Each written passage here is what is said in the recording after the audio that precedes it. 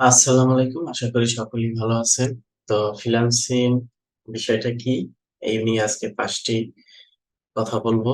যেটা হলো ফ্রিল্যান্সিং ঘরে বসে কয়েকটি উচ্চমানের চ্যালেঞ্জ ও সুযোগ থাকতে পারে। এই কাজের মাধ্যমে আপনি নিজের সময় নির্ধারণ করতে পারেন।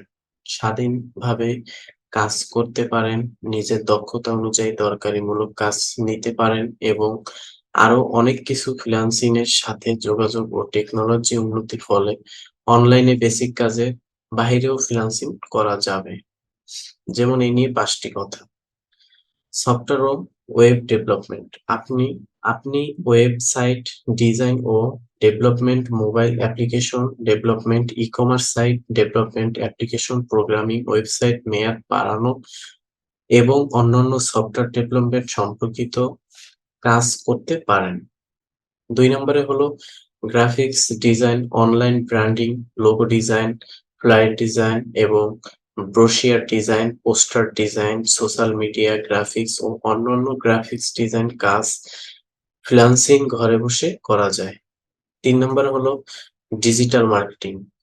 ডিজিটাল মার্কেটিং এ হলো ওয়েবসাইট এবং অ্যাপ্লিকেশনের জন্য সিপিএ মার্কেটিং, এসইও, তারপরে অপ্টিমাইজেশন, এসইও অপ্টিমাইজেশন, সম্প্রচারিত বিজ্ঞাপন, সোশ্যাল মিডিয়া মার্কেটিং, ডিজিটাল এবং সার্চ ইঞ্জিন মার্কেটিং এর মাধ্যমে ফ্রিল্যান্সিং করা যায়।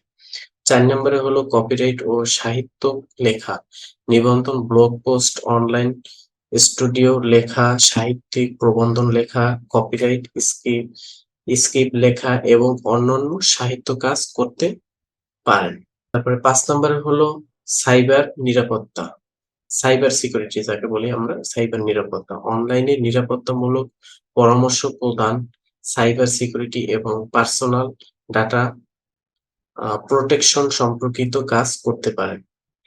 এরকম অসংখ্য কাজ আছে যেটা আমরা ডিজিটাল মার্কেটিং এ করতে পারবো। এটা আসলে অ্যাকচুয়ালি এত দ্রুত শেষ হবে না। কারণ যত দিন যাচ্ছে তত আমাদের আ অনলাইনে কাজের চাহিদা বাড়তেছে। যত দিন যাচ্ছে ততই আমাদের কাজের চাহিদা বাড়তেছে। দেখা যায় আমরা বাসায় বসে অনলাইনে একটা বই অর্ডার দিলাম, একটা খাবার অর্ডার দিলাম।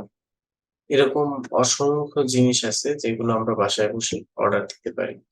আজকের ভিডিওটি এই পর্যন্তই।